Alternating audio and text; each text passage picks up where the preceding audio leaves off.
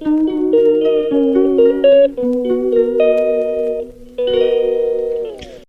ভিডিওটা তোমাদের পাওয়ার কথা ডিসেম্বর মাসে, কারণ এটা নভেম্বর মাসের ক্লিপিং, আর আমি দিচ্ছি এটা জানুয়ারিতে। তোমাদেরকে জানাই হ্যাপি নিউ ইয়ার, আর সবাইকে রইল শুভেচ্ছা। আর তারপরেই দেখো এখানে আমি রেডি হচ্ছিলাম, আর ঘর দুয়ারের কী অবস্থা হয়েছে, রেডি হতে গেলে তো এরকম হয়। আর তারপরে আমি রেডি হচ্ছিলাম, আর তোমাদেরকে এই ব্লগের কারণটা আমি বলে দিচ্ছি। ব্লগের কারণ হচ্ছে আমার যে দাদার আইবুড়ো ভাত দিয়েছিল আমার দিদা দাদু, সেই দাদারই বিয়েতে আমরা যাচ্ছি। আর বিয়ে না, আজকে ছিল আইবুড়ো ভাত, আর আইবুড়ো ভাতের ব্লগটাই তোমরা দেখছো।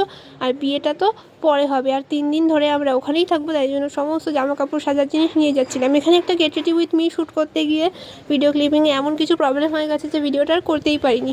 তো সেই জন্যই কিন্তু আমি তারপরে এরকম একটা ভিডিও করে সেটা বলছিলাম আমি হোয়াটসঅ্যাপ স্ট্যাটাস দিই বলে। আর তোমাদেরকে আমার হাতের মেহেন্দিটাও দেখিয়ে নিচ্ছিলাম, একবার দেখালাম পুজোতে যেরকম মেহেন্দি পড়েছি এখনও সেরকমই মেহেন্দি পড়েছি, তার কারণ ওই ছাপটা ছিল, অন্য ধরনের পড়লে ভালো লাগতো না। তো তারপরে এখানে রেডি হচ্ছিলাম, আর চুল টুলে গামছা বেছানো ছিল, কারণ শ্যাম্পু করে রেডি হয়ে চুলগুল পুরো ভেজা ছিল। তারপরে ধীরে ধীরে রেডি হলাম, রেডি হয়ে গিয়ে পুরোটা রেডি হওয়ার পর চুল টুল আস্তে রেডি হয়ে বেরিয়ে যাচ্ছিলাম। এখানে মাও রেডি হয়ে গেছে, আমরা সবাই বেরিয়েও পড়েছি।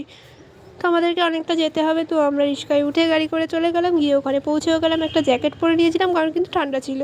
আর তারপরে এখানে ঢুকে গেলাম, ঢুকে গিয়ে সবাইকে একটু দেখাচ্ছিলাম এখানে কী হচ্ছিলো। আসলে ওই দিন আমার শরীরটা প্রচণ্ড খারাপ ছিল, এতটা ঠান্ডা লেগে গেছিলো যে কী বলবো, সেই জন্য আমি অনেক অসুস্থতার মধ্যেও গিয়েছিলাম শুধুমাত্র। আর সেখানে গিয়ে দেখো এখানে আইবুড়ো ভাত হচ্ছে, এখানে মা ছেলে ছবি তুলছে, আমার মাসির ছেলে এটা, আর এটা আমার মাসি। আর তারপর আমরা সবাই বসেছিলাম এখানে দেখছিলাম। প্রথম ব্যাচের খাওয়া হলো তখন একটা ক্লিপিং নিয়ে নিলাম, আর তাদের খাওয়া হয়ে যাওয়ার পর আমরা খেতে বসবো। আর এখানে আমি বসেছিলাম, আবারও কিছু ক্লিপিং নিলাম। আমি ঠিকঠাক করে একদম ভিডিও নিতে পারিনি, কোনো পরিকল্পনাই ছিল না কীভাবে কী করব। শুধু ক্লিপিংগুলো নিয়ে রেখেছিলাম, ভেবেছিলাম পরে যা হবে হবে। কিছু বড় ব্লগের মতনও সেভাবে করতে পারিনি, এই শর্টভাবেই নিয়ে রেখেছিলাম, কারণ শরীরটা আমার এতই খারাপ ছিল। খাওয়া দাওয়ারে কী হয়েছিল আমার মনে নেই। তো এখানে মাছ মাংস সব ছিল, সেগুলো দিয়ে খাওয়া দাওয়া করলাম। এদিকে সন্ধ্যাও হয়ে গেল। এখানে তত্ত্ব সাজানোর কয়েকটা জিনিস বাকি ছিল, সেগুলোই সাজানো হচ্ছিল। আর এদিকে দেখো এখানে অ্যাকোরিয়ামটা তোমাদেরকে দেখাচ্ছিলাম। এখানে কিন্তু খুব সুন্দর অ্যাকোরিয়াম, তার সঙ্গে তোমাদেরকে দেখাচ্ছিলাম এখানে টিয়া পাখিটা, সেটাও কিন্তু খুব সুন্দর। ওখানে আমি শুয়েছিলাম, ঘুমিয়েছিলাম, শরীরটা এত প্রচণ্ড খারাপ ছিল, আমাকে দাদা ওষুধও দিয়েছিল, সেসব ওষুধ খেয়ে শুয়েছিলাম। আর তারপর এখানে আরেকটা আন্টির একটু জন্মদিন সেলিব্রেশনও হচ্ছিলো। আর তারপর আবার গিয়ে রাতের খাওয়া দাওয়াটা কমপ্লিট করে নিলাম। রাতের খাওয়া দাওয়া দেখো এখানে ছিল পনির, পোলাও, এগুলো আরও কী ছিল মনে নেই।